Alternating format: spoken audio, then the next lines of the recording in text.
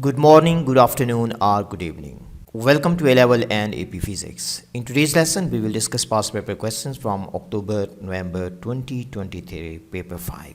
As always we do, we will discuss these questions in detail so you can improve your conceptual understanding of physics and also you can have better understanding of these exam questions. Let's study together, let's improve together.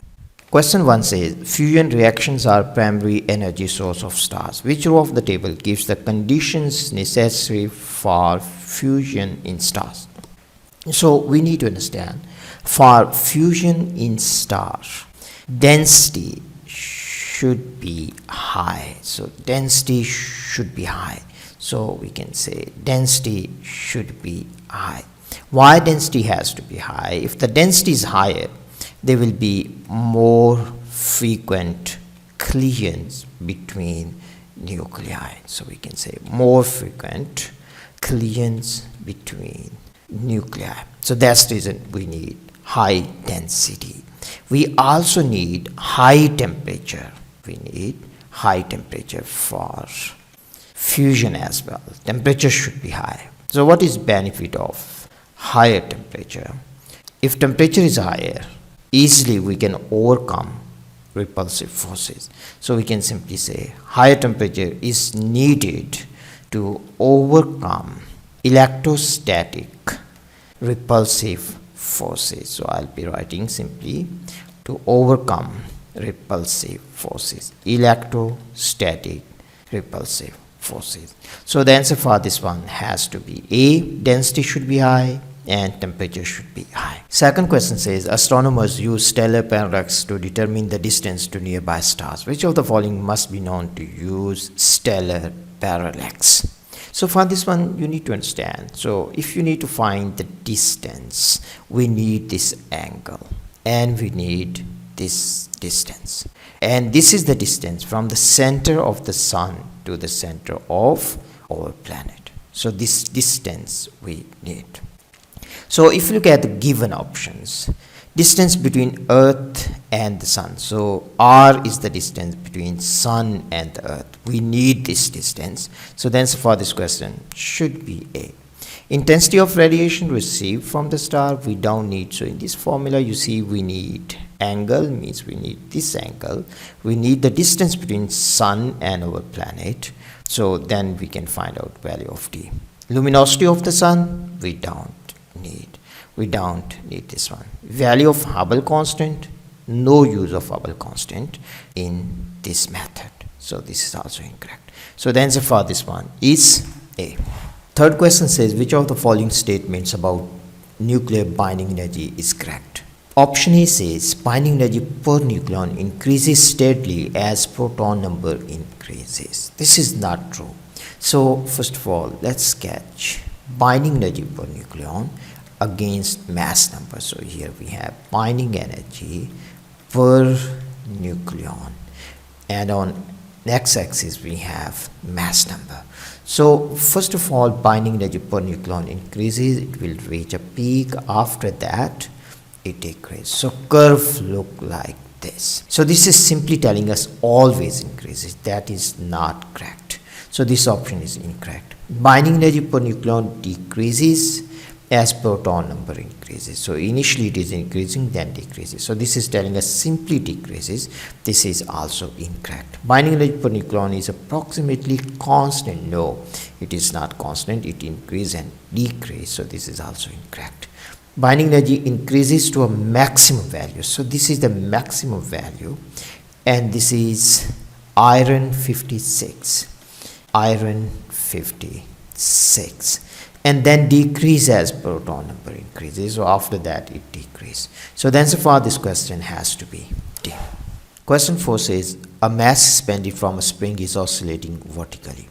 The oscillations are damped. Which of the following statements is correct? The damping force is always in the opposite direction to acceleration. So this statement is not true because acceleration and resultant force, they are always in same direction. But damping force has to be opposite to direction of motion, or you can say opposite to direction of velocity. So this statement is incorrect. The damping force is always in the opposite direction to the velocity. This statement is correct. The damping force is always in the same direction as the acceleration. This is incorrect. The damping force is always in the same direction as the velocity. This is also incorrect. Question 5 says a star is moving away from the Earth. The wavelengths of spectral lines in the light received from the star are measured. These wavelengths are not the same as the wavelengths of the same lines measured from a source in the lab. Which of the following explains the difference in the wavelength? So first thing you need to understand, in this case it is given to us the star is moving away. If the star is moving away, it means that it is red shifted. The light will be red shifted. Moving away simply means that red shifted. And red shifted simply means that lambda observed has to be greater than lambda emitted, means the wavelength of the light emitted from the source. The wavelength of light emitted from the source remains same. Star is moving away or star is approaching. Only the lambda observed changes. If the star is moving away, lambda observed will be greater. If the star is approaching, lambda observed will be lower, will be smaller. So this is the main concept you need to understand. As in Doppler effect we have studied, frequency of the sound produced by the source remain the same, but observed frequency change depending on relative motion of the observer and source, means the relative motion between observer and source. So the wavelength emitted remains same. So this is the key concept you need to understand.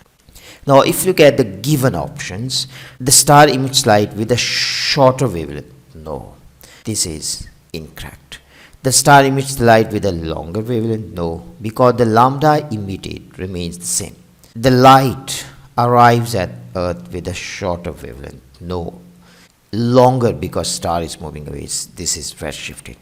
The light arrives at the Earth with a longer wavelength. This one is correct. So this is incorrect. Question 6 is the moon is gradually moving away from the Earth. The gravitational potential at the Earth due to the moon.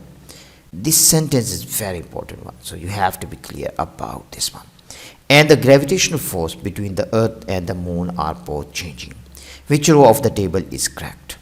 So first of all we can imagine this is our beautiful planet. So this is Earth. And let's say the mass of this one is m0, and this is our tiny and beautiful moon. Let's say the mass of this one is capital M. So we can say this one is moon. And let's say the distance between these two, the distance from center to center, this distance is r. So how the potential at the surface of our planet is changing when the moon is moving away. Moon is moving away, so simply we can write on here V due to moon, V due to moon at the surface of our planet. This will be equal to negative G capital M, means the mass of the moon, divided by R. So now in this case, if R is increasing, so this one is decreasing, not decreasing. Here we have negative sign. So its magnitude is decreasing. So it means this becomes less negative. So beautiful point. You need to be clear about this one. Most of the time students bit confused with these negative signs. So become less negative. And if it becomes less negative, it means value of V increases. So we can say increases. So the potential has to increase. So the answer for this question has to be B. Our answer has to be D. So this option is not possible. This option is also not possible. So the answer is B or D. Now we need to look at the force between them. So the F, gravitational force will be equal to G capital M, M naught, M sub naught. Capital M means the mass of Earth, mass of the moon, divided by R square. So if R increase, force between them will decrease. Increase, decrease. So this is correct. This is correct. This is correct, but this is incorrect. So the answer for this one has to be B. So B is the answer. Question 7 says a small satellite of mass 122 kgs is orbiting the Earth. The satellite is orbiting at a height above the surface of the Earth equal to the radius of the Earth here. So this is the satellite. And in this case, the distance from the center to this point, first of all, this is the height. So height is given to us, this is equal to radius. And this is also the radius of the Earth. So it means this total distance, this is equal to 2 times of r. At distance r, value of g should be equal to g capital M divided by r square. Now as the distance is double, so the new value of g, this will be equal to g capital M divided by 2r square. So we can say this is g capital M divided by 4r square. R simply we can say this is g divided by 4. So what is new value of the weight?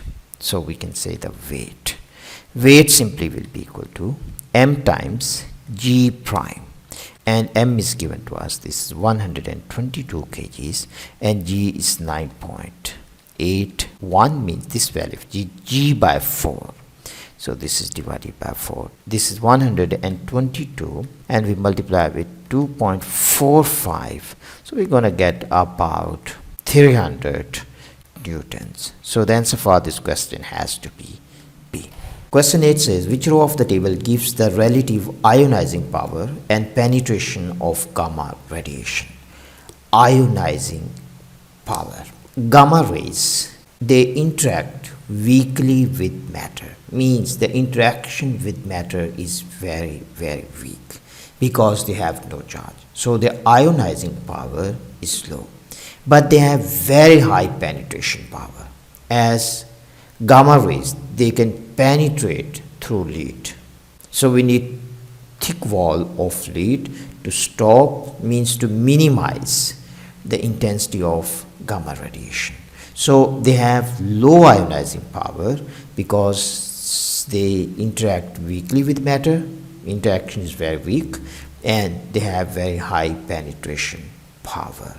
So ionizing power is low, but penetration power is high. So low and high. So the answer is B. Question 9 says the HR diagram shows 4 areas P, Q, R and S where different types of stars are located.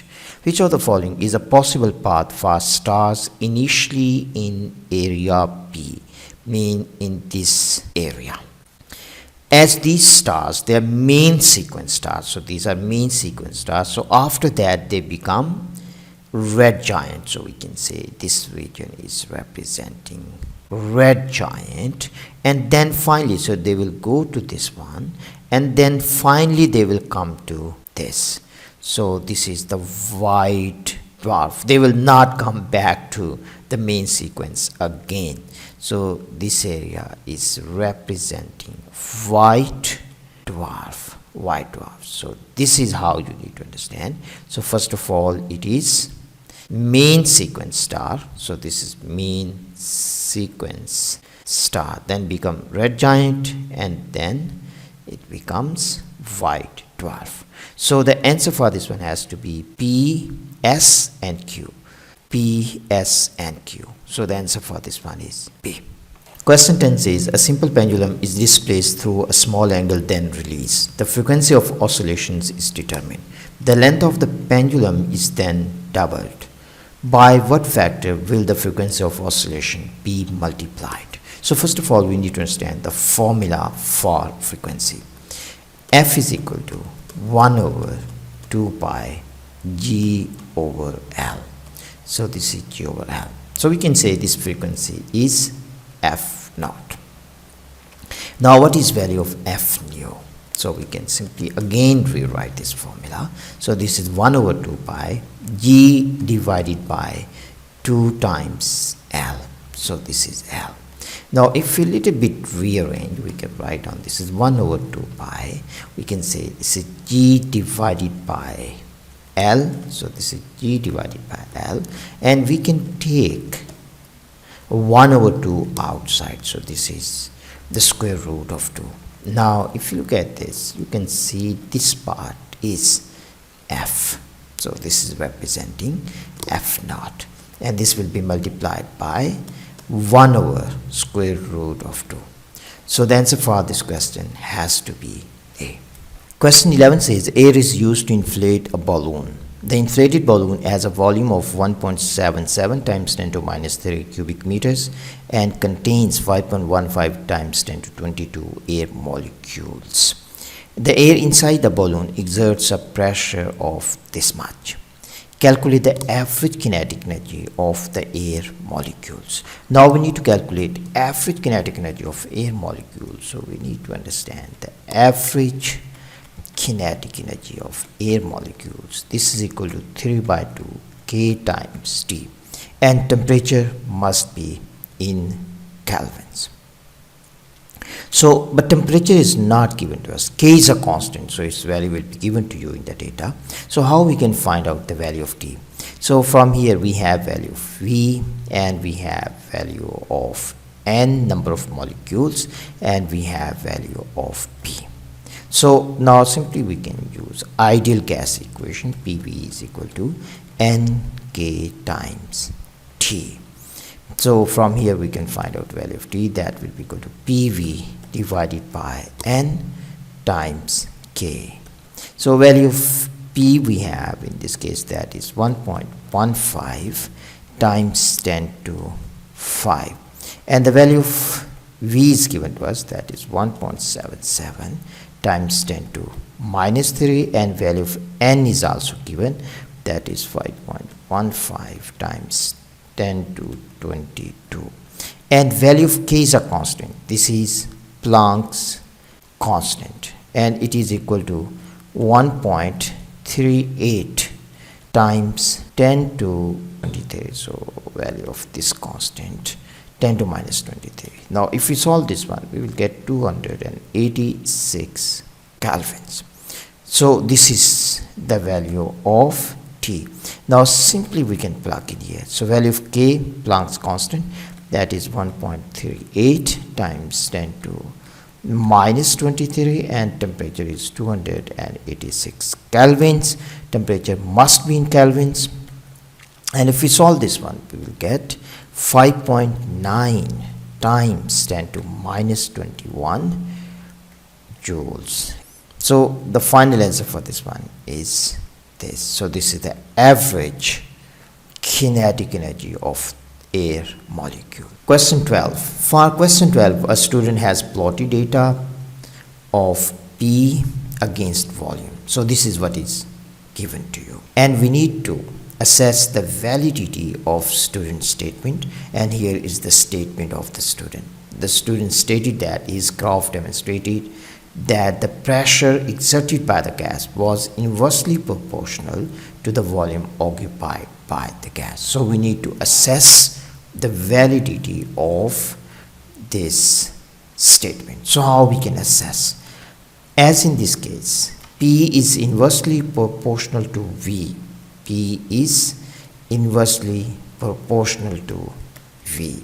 So it means that PV should be equal to constant. So we can say it should be the product of PV.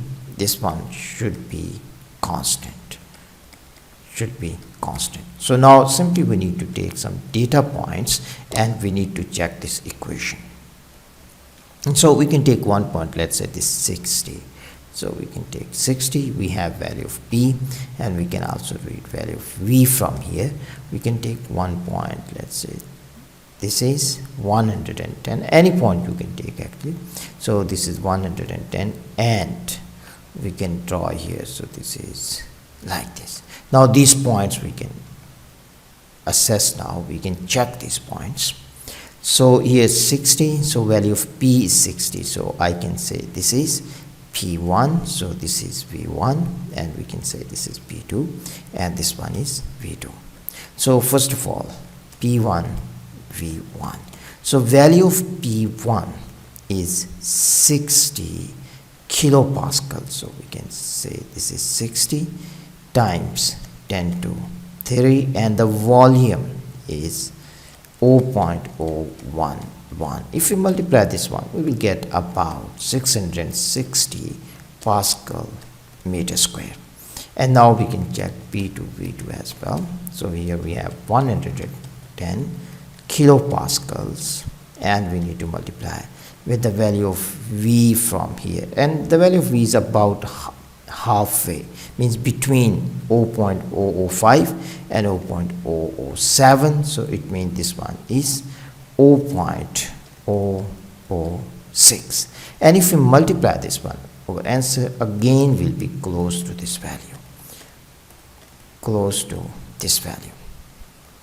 And this is cubic meter, actually volume, not the area. So we are using volume, so this has to be cubic meter. So this has to be cubic meter. As in this case, P1 V1 is about equal to P2 V2. So the relationship is valid.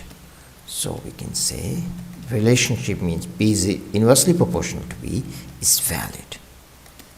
So statement of student is also valid. So we can say student, or simply we can say, so the statement is valid. So this is how you need to answer. You can take another point as well. So this is how you will justify this statement is valid or not. Question 13 says alpha particles were fired at nitrogen atoms. The nuclear equation for this reaction is given to us. We need to calculate the minimum energy in mega electron volts required for the reaction to take place. So whenever any nuclear reaction takes place, mass must be conserved. Energy must be conserved. So for this nuclear reaction, it is also given to us the mass of oxygen. This is mass of oxygen, this is mass of proton, this is mass of nitrogen, and this is mass of helium. So how we can calculate energy? So first of all, we need to understand this reaction, what is happening here. So in this case, we have alpha particle. It has certain amount of kinetic energy, and we fire this one at nitrogen. So this one is nitrogen 14, and after this we have oxygen 17, and we have proton, or you can say hydrogen. And so how we can calculate the minimum energy? Question is very important one. You need to understand the concept, not using just formula. Minimum energy. So minimum energy means that the mass, how much energy has been converted into mass. So that much energy we must need. If we don't have enough energy to create the extra mass, it means that this reaction will not be possible.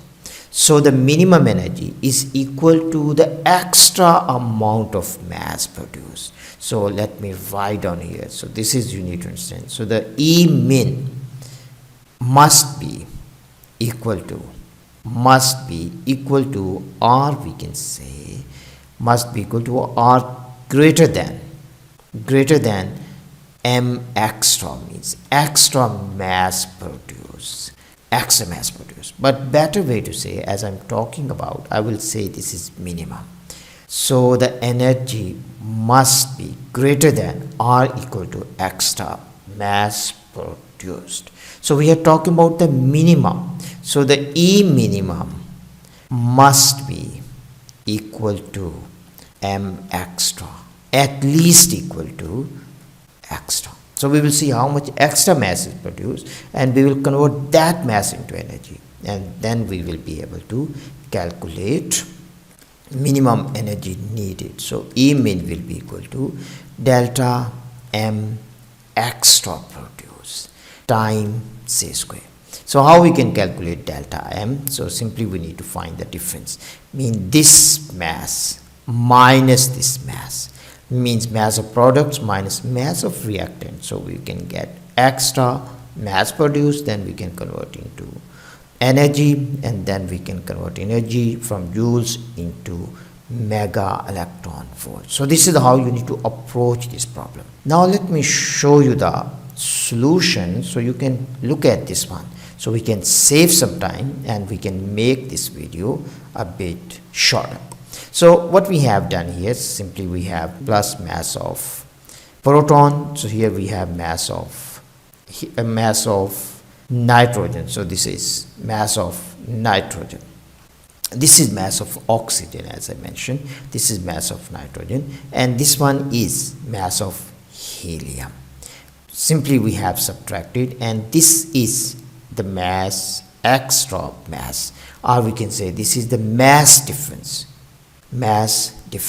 But you have to be very clear here. You see, if you look at up to 2 dB, these two numbers are the same, but if we go to 3 dB, this one is greater. So in the answer, in your calculation, you have to use at least 5 dB or 6 dB. So at least 6 dB I will suggest you have to use. Then you will be able to get this answer. So now we can convert this mass into energies by simply multiplying with c square. So this is what we have done. So this is the energy in joules.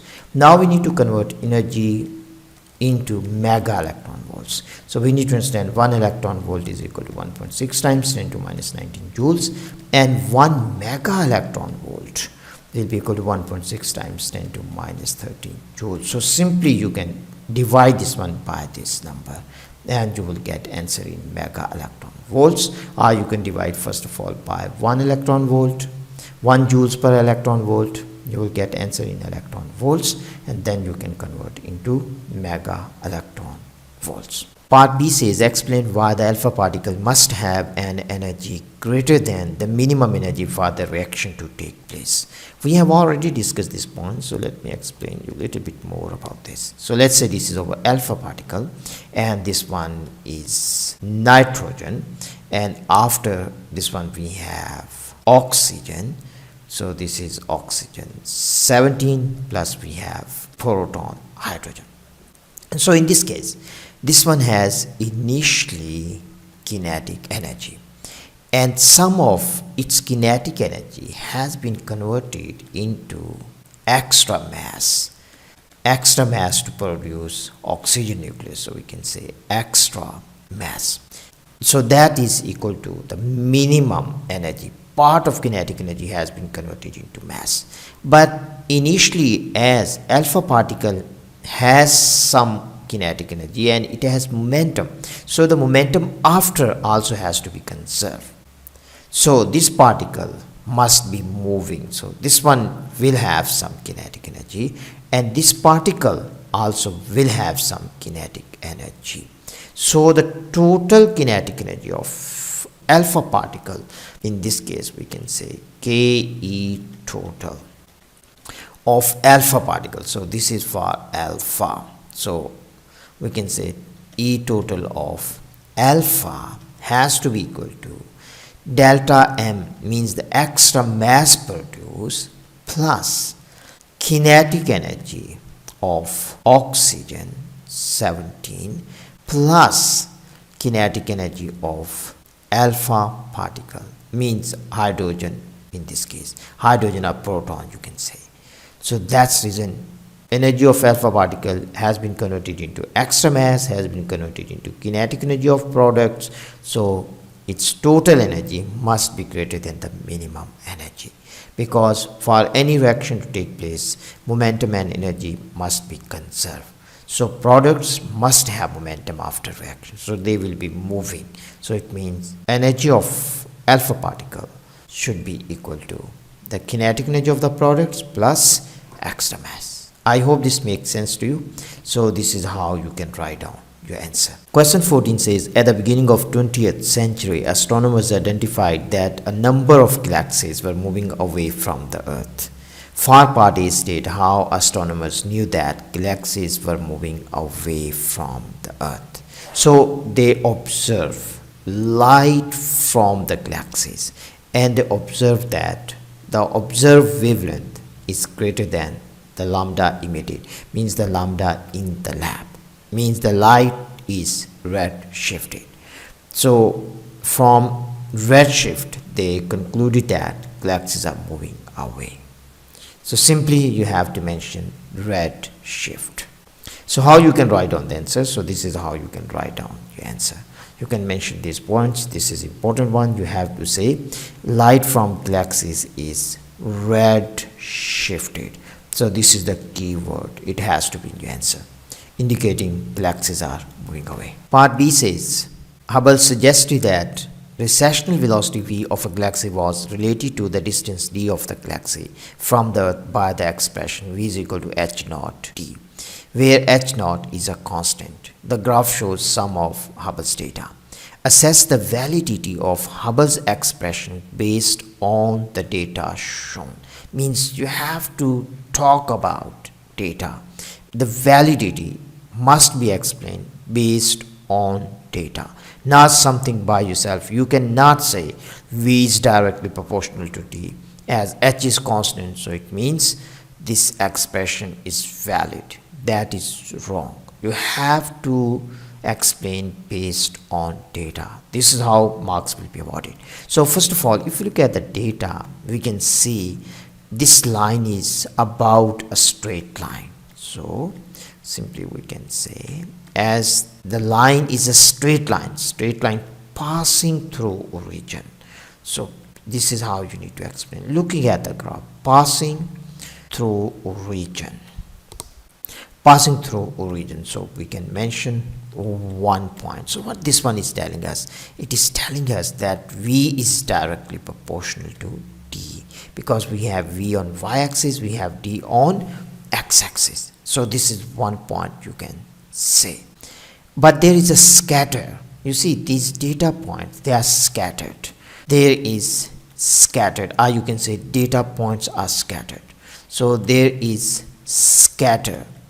As there is a scatter, what this one is telling us? This is telling us uncertainty. So there is uncertainty. So these points you have to mention in your answer. So we can say there is a scatter of points. So there is uncertainty due to outliers. Means there is uncertainty because the points are scattered. So if you mention these points, you will get the marks. Now let me show you the answer, how you can write down a proper answer. So this is how you can write down a proper answer. So first point you have to say the data approximately follow a straight line through origin. So v is directly proportional to t. But there is scatter. So Hubble's law is supported but with uncertainty due to outliers. So this is how you need to answer, based on data. So question emphasize based on data shown. So you have to talk about data. Question 15 says a student is planning an experiment to investigate how the resistance of a thermistor changes with temperature. The student wants to use the temperature range 0 degrees Celsius to 100 degrees Celsius. Describe a method the student could use to determine values for resistance and temperature over this range. Over this range, very important. So you have to include this whole range. Means you have to talk about this whole range. You should include one precaution the student should take to ensure accurate experiments. You don't need to draw a circuit diagram. So how we can answer this question?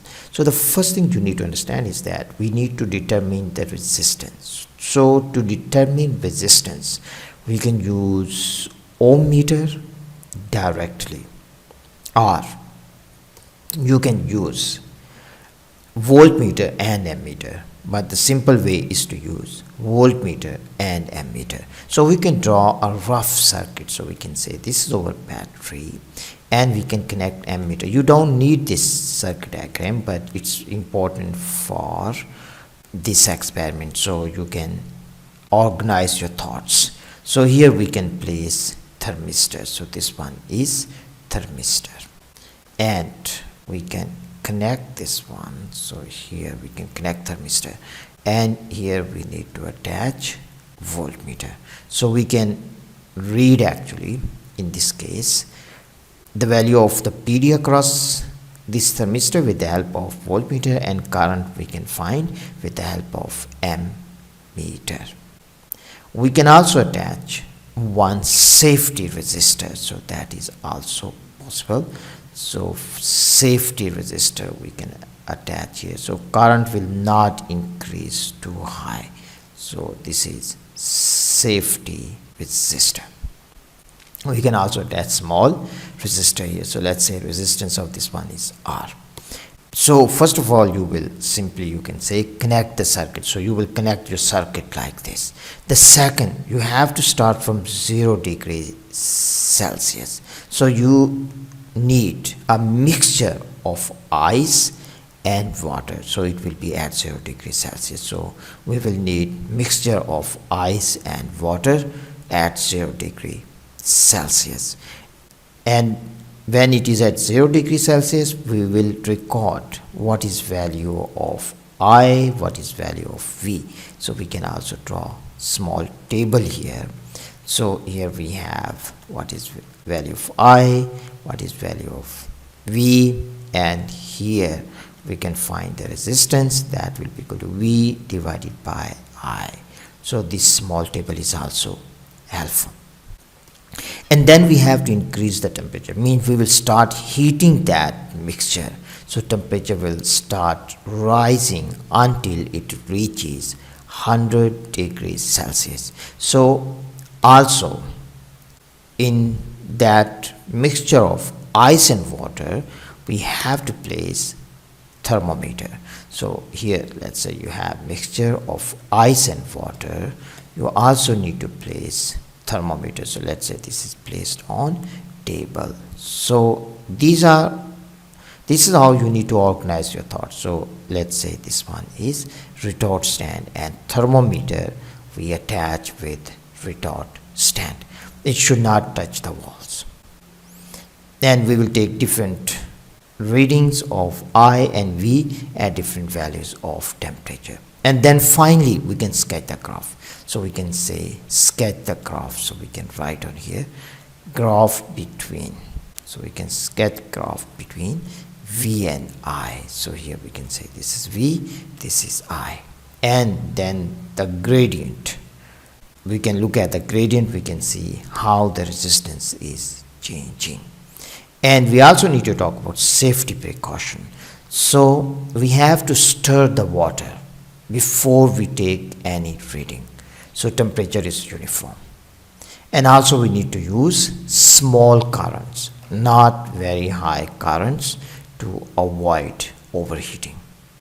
So these are the points you need to include in your answer, and this is how you need to organize your thoughts. I hope this makes sense to you. And now let me show you the answer, how you need to write down answer for 6 marks.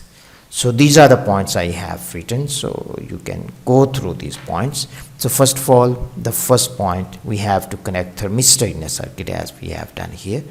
The second point, we have to place this one in the mixture of ice and water at 0 degrees Celsius, the second mark. And the third mark, we have to heat water to 100 degrees Celsius and record temperature with a thermometer. Fourth, measure V and I at different intervals. We can say after every 5 minutes, something like that. After 5 minutes, 2 minutes you can mention. So fifth point, stir water. So and ensure thermometer is close to thermistor. So if we place thermistor here, let's say it has to be close to the thermistor, close to thermistor. So let's say our thermistor is here, so it has to be close to thermometer. Small currents we have to use to avoid heating. So this is the precaution we have to write down. Small currents, or we can switch off between readings to prevent thermistor heating. So these are the points you have to write down in the answer. If you write down, you will get 6 marks. And today's video I will stop here, but I will try to upload the solution of remaining questions by tomorrow or by today. If this video was helpful, please like and subscribe, because your support is very important. And also, if you are looking for extra resources, you can join Patreon. On Patreon, you will see a lot of extra resources. See you in next video.